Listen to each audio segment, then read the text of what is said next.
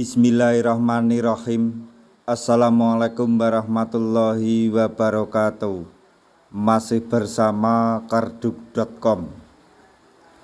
Pada video kali ini kami akan menyampaikan kabar gembira yang datang dari DPR RI untuk para tenaga honorer terkait dengan pengangkatan tenaga honorer menjadi ASN P3K tahun 2024, yaitu kabar bahagia dari Senayan. Meski formasi P3K 2024 terbatas, tenaga honorer akan mendapatkan hal ini. Untuk mengetahui kelanjutannya, silahkan simak video ini sampai selesai.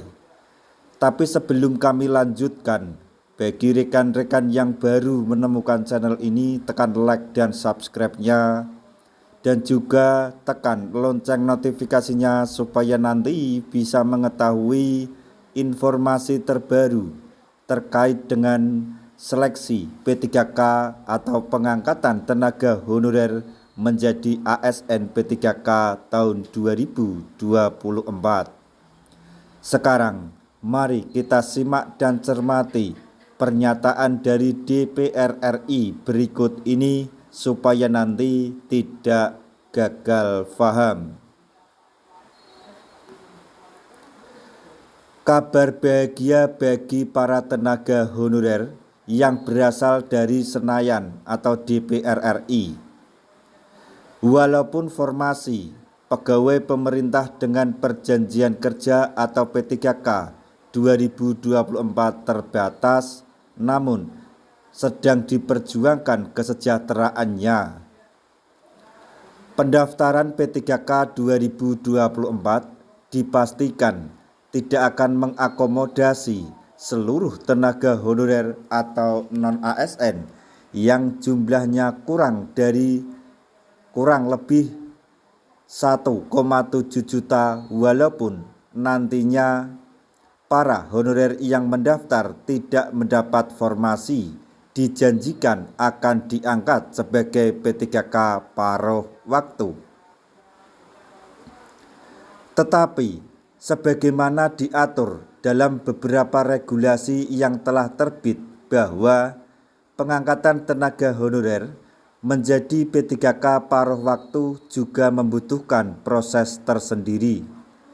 Di antaranya harus melalui usulan dari Pejabat Pembina Kepegawaian atau PPK.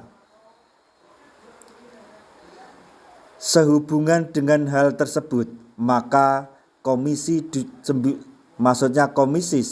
DPR RI secara khusus meminta pemerintah agar memberi perhatian kepada para guru honorer. Dede Yusuf, Wakil Ketua Komisi 10 DPR RI, berpendapat bahwa pemerintah harus segera meninjau kembali susunan upah guru honorer dan menetapkan batas minimum untuk mewujudkan kesejahteraan guru di tanah air. Menurutnya, pemerintah perlu segera meninjau kembali struktur upah bagi guru honorer dan menetapkan standar minimum yang jelas. Hal tersebut bertujuan agar mereka memperoleh gaji yang sesuai dengan peran penting yang mereka emban. Keterangan tersebut disampaikan oleh Dede Yusuf pada hari Jumat tanggal 18 Oktober 2024 di Jakarta. Hal tersebut disampaikan oleh Dede Yusuf sebagai tanggapan pada kisah seorang guru honorer bernama Alfi Noviardi asal Sukabumi, Jawa Barat yang viral di media sosial.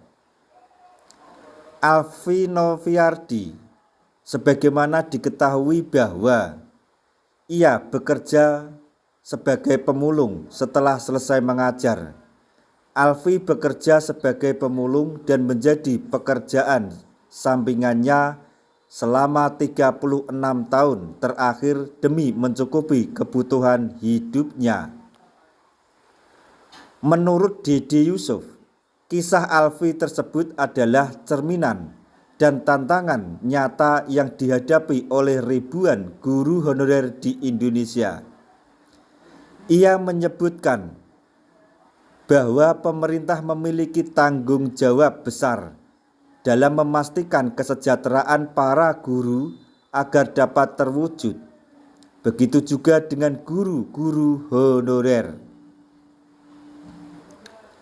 Dede menilai bahwa kisah guru Alfi tersebut sebagai gambaran buruk penghargaan negara pada para tenaga pendidik.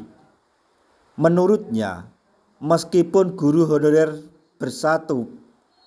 berstatus pegawai tenaga harian lepas atau THL, namun mereka memiliki beban pekerjaan yang sama dengan guru ASN. Maka dari itu, para guru honorer berhak menerima penghasilan yang layak hingga jaminan sosial ketenagakerjaan.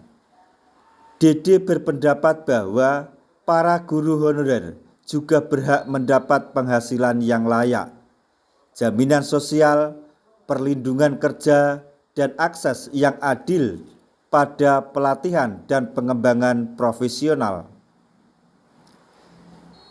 Ia memahami bahwa pemerintah telah berusaha memperbaiki sistem perekrutan guru lewat seleksi P3K, tetapi ia menilai bahwa posisi yang ditawarkan dalam seleksi P3K 2024 belum dapat sepenuhnya menampung seluruh guru honorer yang ada di Indonesia.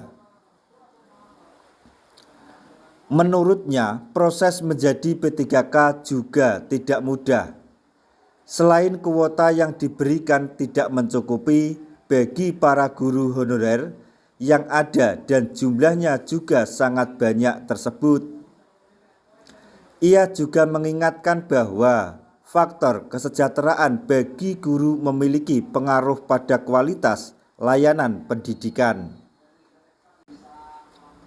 Dede berpendapat bahwa jangan sampai masa depan penerus bangsa akan terdampak karena disebabkan oleh kurangnya perhatian negara pada kesejahteraan para guru. Semoga aspirasi Wakil Ketua Komisi 10 DPR RI tersebut segera direalisasikan oleh pemerintah agar tidak ada lagi guru yang bekerja sampingan untuk memenuhi kebutuhan diri dan keluarganya. Demikian informasi yang dapat kami sampaikan. Informasi sekaligus kabar gembira yang datang dari DPR RI terkait dengan nasib tenaga honorer tahun 2024. Semoga informasi ini dapat bermanfaat bagi rekan-rekan tenaga honorer semuanya. Di akhir video, kami mengucapkan banyak terima kasih. Wassalamualaikum warahmatullahi wabarakatuh.